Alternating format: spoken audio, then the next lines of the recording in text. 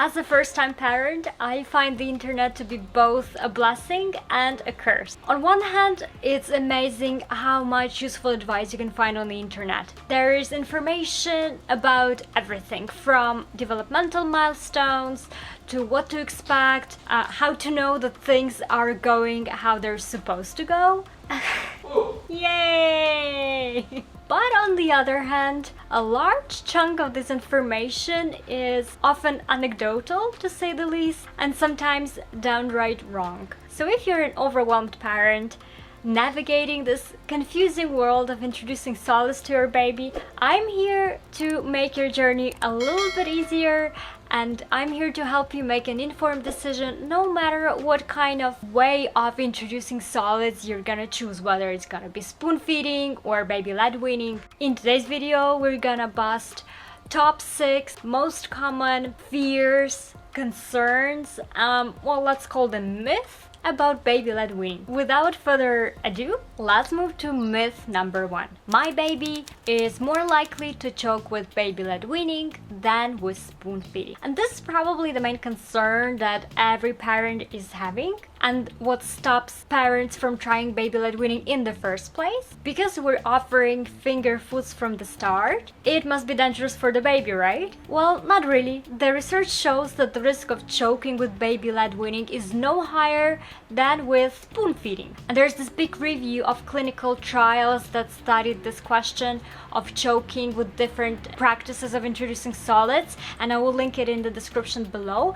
But in this review, there is one interesting study that involved more than 1,100 babies, and all these babies were divided in 3 groups, either a strict baby-led weaning group, a loose baby-led weaning group, or a spoon feeding group. And the results of the study showed at least one episode of choking in each of these groups without significant difference between them, which means that there is a risk of choking even with babies who are spoon-fed. What is often perceived by parents as choking is actually gagging, and gagging reflex is very normal in babies, and it's actually helping them to manage their food safely. When babies start to gag, it means they're pushing the food away from their airway if it's too big to swallow. How to tell the difference between gagging and choking? Well, gagging is usually very visual, which makes it so terrifying for us parents. And there will likely be coughing and splattering, watering eyes, maybe even a little bit of vomiting. When gagging happens, it's usually best not to disturb your baby in any way or not help them in any way,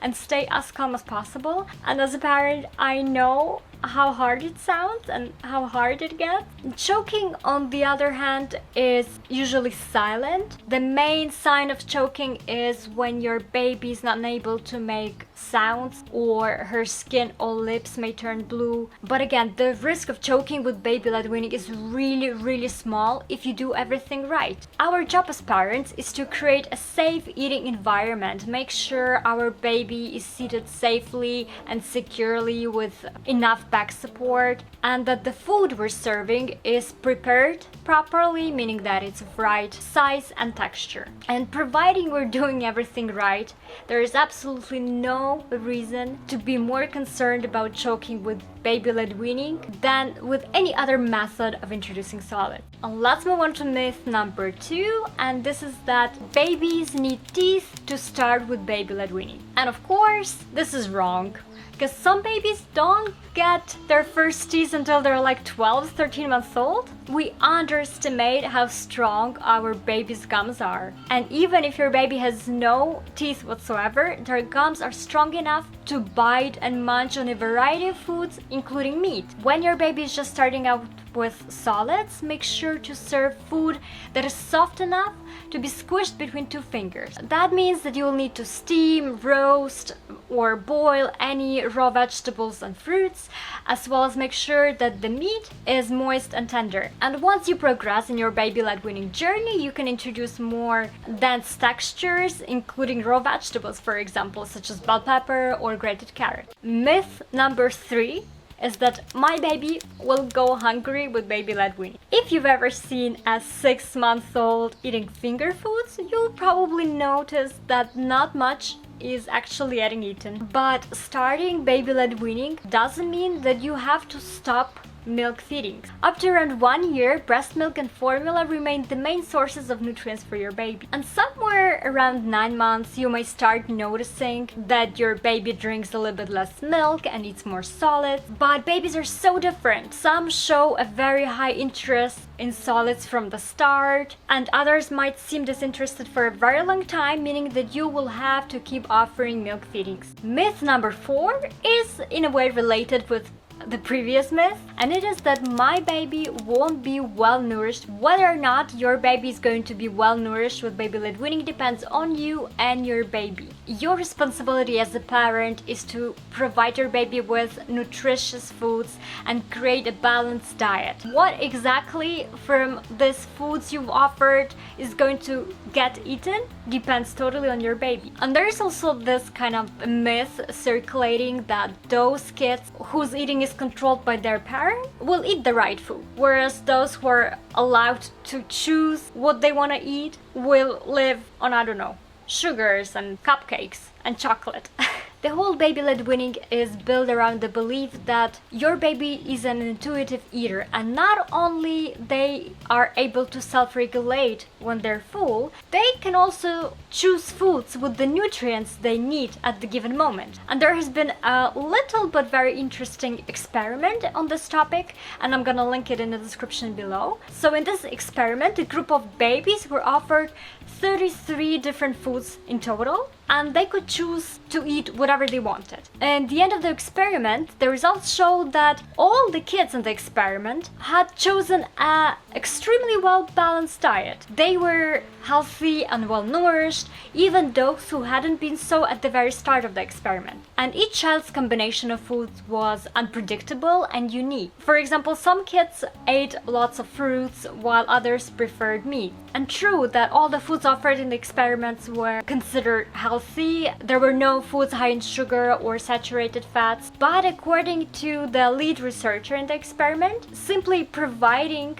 a selection of good foods doesn't guarantee a balanced diet. Any of the kids studied could have limited their choice of foods by avoiding fruits and veggies or avoiding meat and becoming sick as a result. But they all ate enough of each type of food to ensure the right balance. Myth number 5, my baby is too old to start baby-led weaning. Those parents who have started spoon feeding their babies but at some point changed their mind and wanted to transition to baby-led weaning sometimes think that it is too late for their babies to start with baby-led weaning. So no matter what age we're talking about, be it 8 months old or 9 months old, the truth is that it's never too late to start with baby-led weaning. On top of that, you don't need to do any kind of switch to transition from spoon feeding to baby-led weaning. I've seen this actually myth on Facebook groups that once your baby is spoon fed, you have to stop spoon feeding your baby for, I don't know, 2-3 weeks and only offer them milk feedings so that you could start with baby-led weaning after. You don't need to make any kind of a pause or anything like that. I will tell you from my own experience because I've started spoon feeding my baby when she was 6 months old, and I think that after a month or so we started offering her finger foods because she literally showed zero interest in eating from the spoon, and it was an extremely frustrating experience for me as a mom because I was spending extra time mashing and blending all the foods just to find my baby turning her head away from the spoon. Of course, we didn't spend too much time trying to spoon feed Emma, so she didn't really got used to it too much. But even if your baby is used to being spoon fed, she will still enjoy exploring food if she's giving a chance, and she will definitely benefit from it. It might take some more time for your baby to get used to finger foods, and maybe the transition is going to take slightly bit longer and maybe it's gonna be a little bit more difficult since the eating patterns are already established, but sooner or later they will adjust. What's more, when you're serving liquid foods, think yogurt, cereal, porridge, soups, you can totally combine spoon feeding and baby-led weaning. You can either preload the spoon and offer it to your baby to feed herself, or you can even hold the spoon for your baby so that she would open her mouth and lean forward toward the spoon. The main idea here is that baby should always lead and be in control of the whole process, so no playing airplanes to get your baby open the mouth. And of course, there's also a concept of responsive feeding, which involves being in tune with your baby's cues and responding to those cues. So for example, if your baby is extremely hungry and getting frustrated with the finger foods or using a spoon or a fork, you can of course offer a pureed or mashed food, or even breastfeed them to relieve this frustration. A myth number 6, which is the last on our list, is that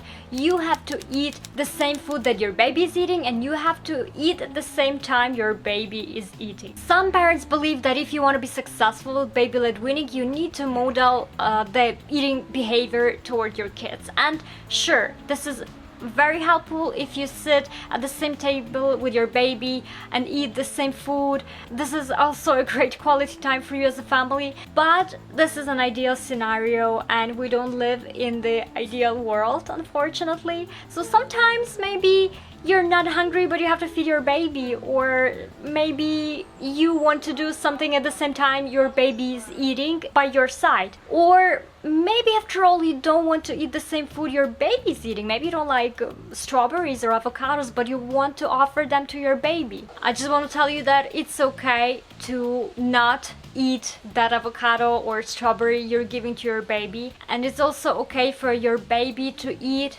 while you're not eating yourself. That's all for now. I hope that watching this video has cleared things up for you a little bit and gave you an extra boost of encouragement and knowledge to embark on this incredible journey of starting solids. And if you found this video useful, please don't forget to leave a like and subscribe to my channel to see more videos like this.